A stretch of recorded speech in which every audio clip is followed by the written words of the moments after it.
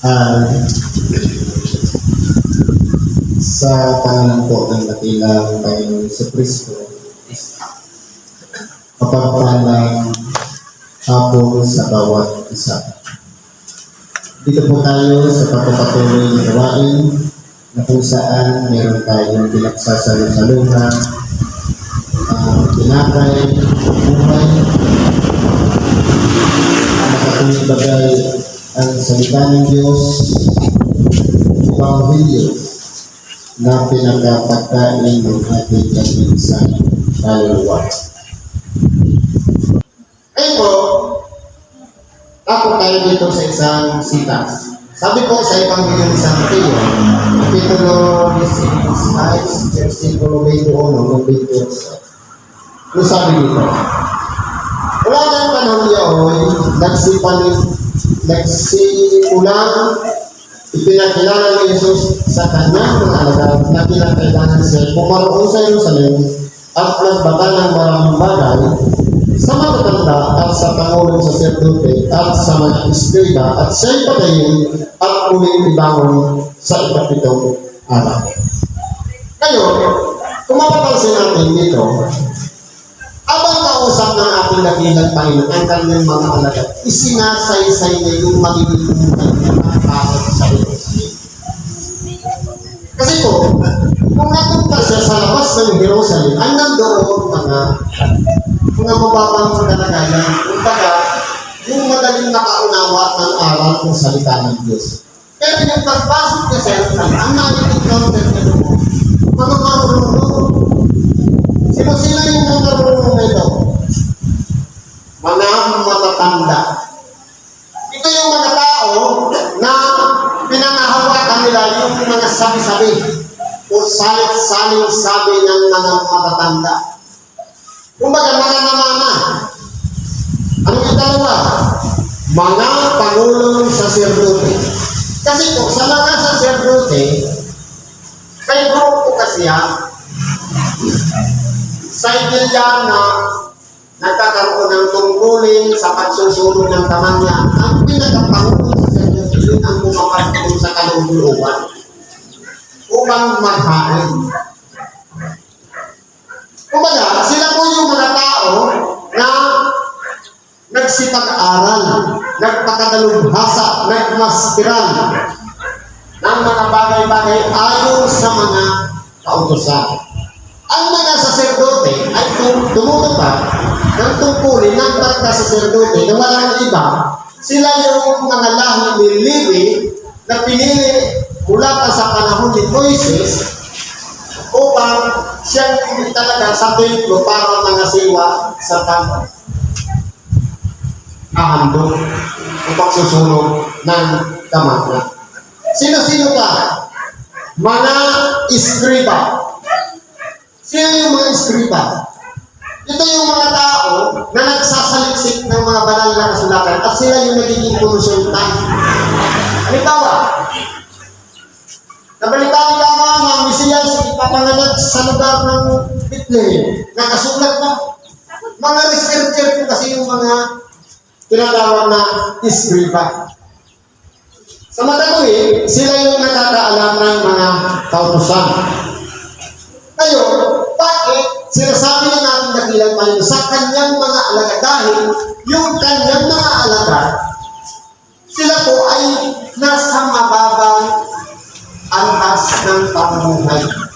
Kung mapapansin natin, ang kanilang mga kalagayan, galing sila sa isang mababang bahagi ng lipunan na mga mangingisda. Kumbaga, sila lang yung nasa mababang kalagayan na walang iba, inaasahan nila kung ano yung ibabahagi ng ating dakilang Panginoon para madagdagan ang kanilang mga unawa.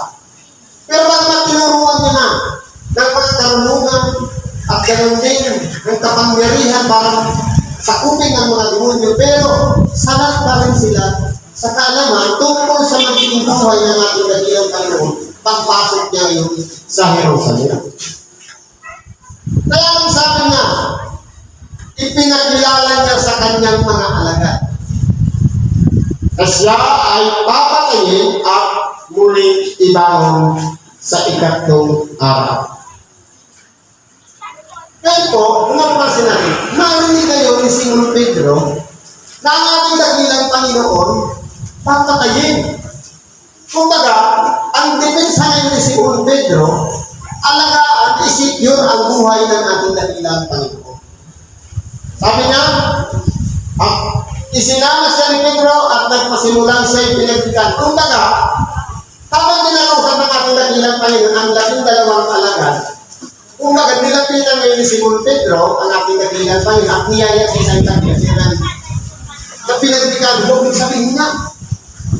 Na parang pala, kinukontra ni Simon Pedro yung plano ng Diyos na dapat maisabuhay ang ating dakilang Panginoon.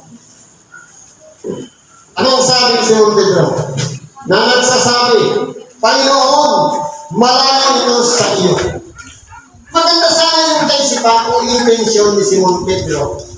Kasi kung tayo man, kapag nakakaranas ng mga pangyayari, minsan hula, o kaya nararamdaman natin sa magiging buhay natin, halimbawa, sa isang magulang o kaya sa isang may sakit na nagiging ano, huwag pumukan sa tingin niya.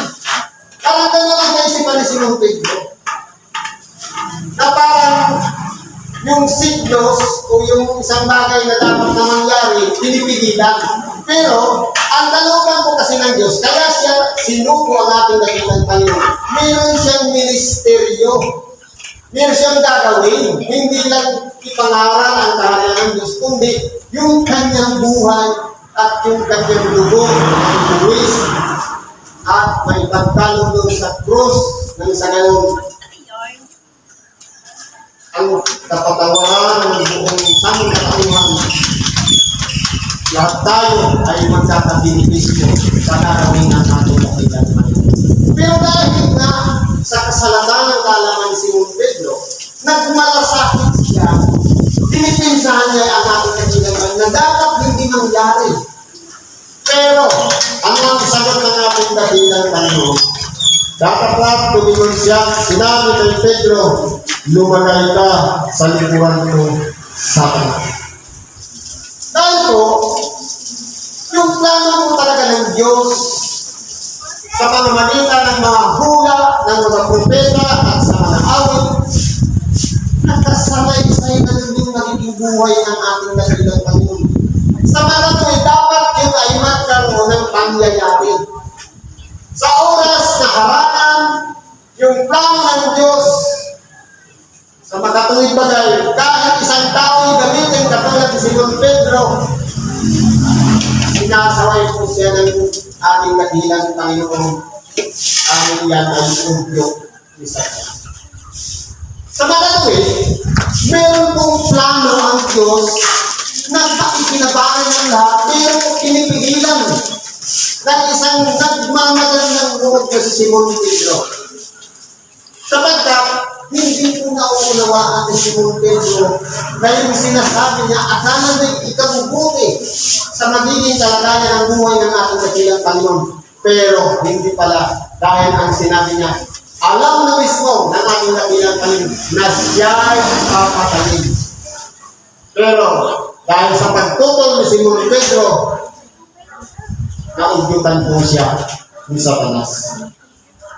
Kaya ang sabi ng ating lumagay ka sa likuran ko, Satanas, sapagkat ikaw ay pisod sa akin. Ibig sabihin, hindi maaaring kontrolin sa pamamagitan ni Simon Pedro ang pagdadaan ng ating dakilang Panginoon. Ang naisip ko kasi ni Simon Pedro, sabi ng ating sapagkat hindi mo pinag-iisip ang mga bagay ng Diyos, kundi ang mga bagay ng tao. Kumbaga, ang naisip ni Simon Pedro, bilang isang tao, pinagkailangan yung master niya na maraming tangat ng ilang Panginoon, isecure, maingatan ang buhay. Bilang isang tao, yun ang kaisipan. Pero yung mga bagay ng Diyos, ito yung plano ng Diyos na pakigamit mo ng ating dakilang Panginoon na pinakailangan na ibuwis ang kanyang buhay. Sabi nito, nang nagkakayon, sinabi ni Jesus sa kanyang mga alagad, kung ang sino mang tao sumunod sa akin ay tumanggi sa kanyang sarili, pasanin ang kanyang krus at sumunod sa akin. Ang pinag-uusapan nito, paano ba? Pagsunod sa ating dakilang. Kung tayo po ay sumusunod sa ating dakilang Panginoon, sabi nga, if you want to follow me, deny yourself. Ano yung dinideny natin? Pangalan, okasyon, katagalan, o lahat ng mga nakakulit sa ating buhay.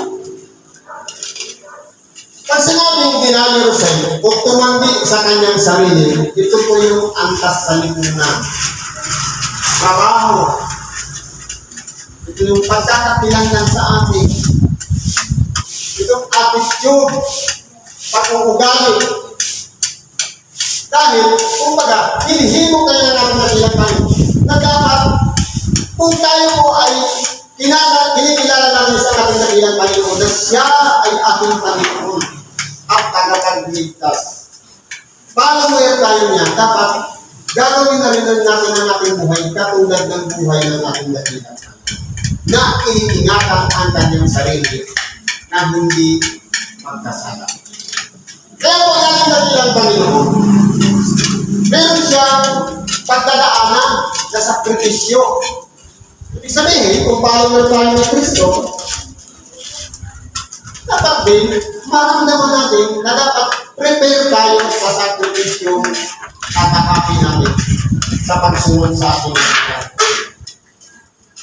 Kasi po, yung bautismo na ibinautismo ng ating dakilang Panginoon, bautismo ng Espiritu Santo at apoy, kapangyarihan at pagsubok, yan ang nananasin ng mga sumusunod sa ating dakilang Panginoon. Minsan, yung lahat ng mga nakaugnay sa ating buhay, halimbawa, trabaho, minsan yung nabibigyan kung pagsubukin tayo para hindi tayo makasunod sa kalooban ng ating dakilang. Minsan yung nagiging dahilan kung hindi tayo makasimba. Kahit ang ating mga belongings o mga pag-aari, minsan nagiging dahilan yan kung hindi tayo makasimba. Kaya, kung tayo po ay dapat sa pagsunod sa ating dakilang Panginoon, dapat itingalan natin ang ating sarili, itinalangin natin kung sa anong mga bagay-bagay ang nagiging dahilan upang maging malapit doon sa pagsunod sa ating dakilang Panginoon. Na dapat yung itanggi natin at kapag sa harapan ng ating dakilang Panginoon, hindi na po kailangan kung ano ang taglay namin. Abogado pa man, engineer, kung ano man ibinigay dito sa ibabaw ng sanlibutan, pagdating sa ating dakilang Panginoon, wala kong laman yan sa isang sapagkat yan ay napakakinabangan lang dito sa sanlibutan. Pero pagdating sa harapan ng ating dakilang Panginoon, ang tinigingin niya po, hindi yung titulo, kundi yung malinis na puso. Isang puso mahabagin, isang puso handang magpasakot sa ating dakilang Panginoon, at isang puso handang sumunod sa kanyang kalooban at sa kanyang mga aral. Ito po yung hinahanap niya. Kaya, kung hindi tayo nakaprepare, paano natin papasilin yung mga cross? Yung mga sakripisyo. Kapag minsan, yung mga bungana ng ating daktan, kaya yung mga panlalangin ng iba. Dahil sa sakripisyo, sa halip na sumagot tayo at mag-counter sa kanila, ang sakripisyo niyan walang tayong pagpipigil o pag-control sa sarili upang hindi tayo maging patulad sa kanila. Paano nga tayo ni Kristo? Kaya dapat, ang ginagawa natin, pawang kabutihan at nakalulugod sa ating dakilang Panginoon. Sabi nito, sapagkat ang sinumang mag-ibig iligtas ang kanyang buhay ay mawawala nito. At ang sinumang mawala ng kanyang buhay dahil sa akin ay makasusumpong nito. Koneksyon po ang pinag-uusapan dito. Tayo, may koneksyon na kay Kristo. Kung handa natin isakripisyo ang ating buhay, alang-alang sa pagsunod, sa pagpapalaganap ng Ebanghelyo, makasusuko tayo. Pero kung mag-ibig na iligtas ang kanyang buhay, lalong-lalo na sa pagsunod sa kalooban ng Diyos para ipangaral ang salita ng Diyos, hindi ako pwede. Wala mong kumasay. Ibig sabihin yan ay nagiging daan lang upang hindi tayo makasunod sa kalooban ng ating kapilitan. Kung baga, iniisip natin yung pang sarili, magligtas ng kanyang buhay. Mag-ibig, magligtas sa iyo. Ibig sabihin, pwedeng ayusin natin ang ating sarili. Kasi kung yung mga nag-iibig lang magligtas ng kanyang buhay. Pero, kung ang ating buhay inilalaan natin sa pagsunod sa ating dakilang Panginoon, na marami pa palang tao pa na nangangailangan makarinig ng Ebanghelyo at isa tayo sa magiging daan sapagkat ipinabahagi sa bawat isa iba-iba ang biyaya ng Panginoon. Kaya tinuturuan tayo nito na maging bahagi ng pananaral ng salita ng Diyos. Ito sabi dito, sapagkat ano ang pakikinabangi ng tao kung makanta niya ang buong sanglibutan at mawawalan siya ng kanyang buhay? O ano ang ibibigay ng tao na katumbas ng kanyang buhay? Ito po ang tanong. Ano kaya ang ibibigay ng tao katumbas ng kanyang buhay? Walang iba na habang meron pa tayong pagkakataon o chance na maging parte ng ministeryo para gamitin at maging kasangkapan ng Diyos, pagsikapan natin, magawa natin, magkaroon tayo ng bahagi sa sakripisyong dinanas ng ating dakilang Panginoon. Sapagkat si Kristo po, hindi siya nagpilit ng ganyang pagpapangaralan ng salita ng Diyos. Kahit sa gitna ng mga istrika at pariseo, nangangaral siya.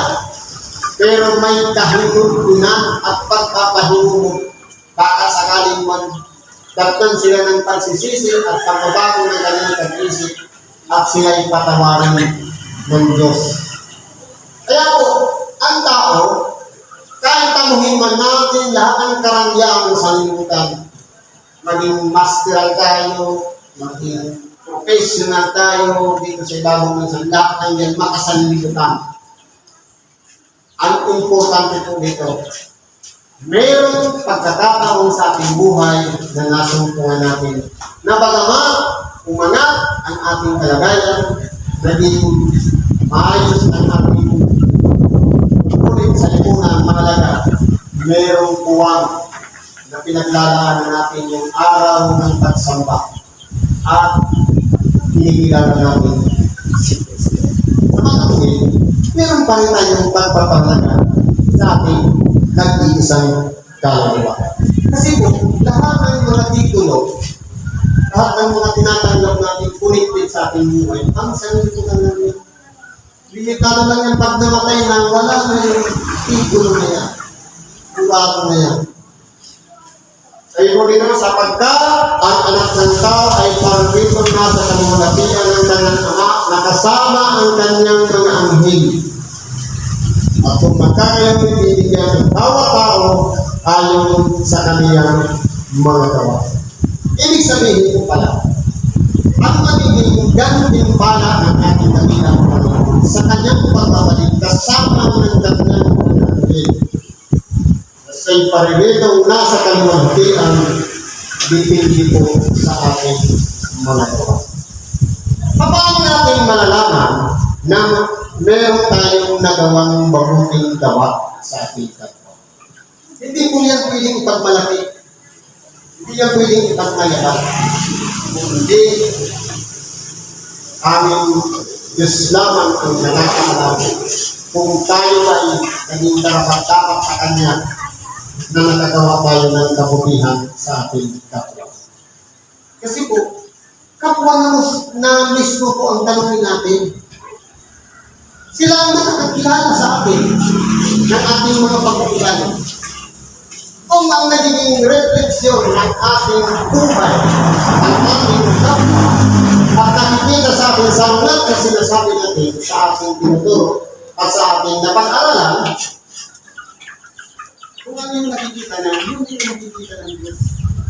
Kasi po, tayong mga tao, tinuturuan tayo dito na dapat bilang isang tinuruan, sinaliman ng isang hindi upang maging mabuti ang ating pagdagan, ang ating pagkatao. Pagsikapan natin na masunod natin ang kalooban ng Diyos upang sa kanya hanggang timpala. Kasama ng ating Espiritu at ganoon din ng Espiritu Santo ang itinakap sa bawat isa sa atin. Ito yung nagiging kaugnayan natin sa Diyos. Kaya, will record din po ang ating mga ginawang kabutihan sa kapwa. Kaya kung masama na ating ginawa, nagkaroon po yan. Kaya, ang paghatol sa atin, hindi na kailangan ng katulad ng paghatol sa kanila. Na kailangan sa mga pagtatapon, pagkakataon, mga pinigil sa sarili. Dahil, hindi po tinitignan ang mga anggulo pagdidikil sa pagkain ng ating sarili. Kaya sabihin natin, kasama namin. Nagpagaling din naman ang kulay may mga karamdaman. Sabi ng aking dabilang sarili, hindi ko kayo na nakikilala kung galing ko. Kasi, para makilala tayo ng umusa ng ating dabilang Panginoon, sikapin natin na siya ay tumahang sa ating kalagitnaan ng ating puso. Siya ang magpagalaw nito na tayo makagawa ng kabutihan sa ating kapwa. Sapagkat tayo ay kinahabagan lamang, tayo ay iligtas lamang. Sa pamamagitan ng pananampalatayang taglay natin, ito po ang magtuturo sa atin upang magpasakop sa Diyos at sundin ang kanyang kalooban. Sabi nito, katotohanan ang sinasabi ko sa inyo, may ilan na tayo rito na hindi matitikman sa anumang paraan ang kamatayan hanggang sa kanilang makita ang anak ng tao na pumaparito sa kanyang dahil. Kaya po, kung mapapansin natin, mayroong mga taong pinili ng Diyos na pinagdalupan talagang makaunawan at hindi natin alam na hanggang ngayon lang ito. Sa pag-aaral bilang isang tao, imposible. Pero dahil si Kristo na mismo nagsabi, may mga taong makakasalamuhan tayo.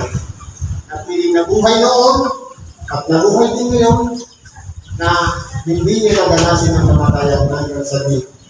Makita na bumabalik ang ating dabilang Panginoon sa kanyang kaluwagan. Ano po, nandito na lang, pakikibagin natin sa oras nito. Salamat sa Diyos at ano na rin natin karaingan, kahingan, pagkatiwala natin sa Diyos. Salamat tayo sa Diyos at magandang hapon sa bawat isa.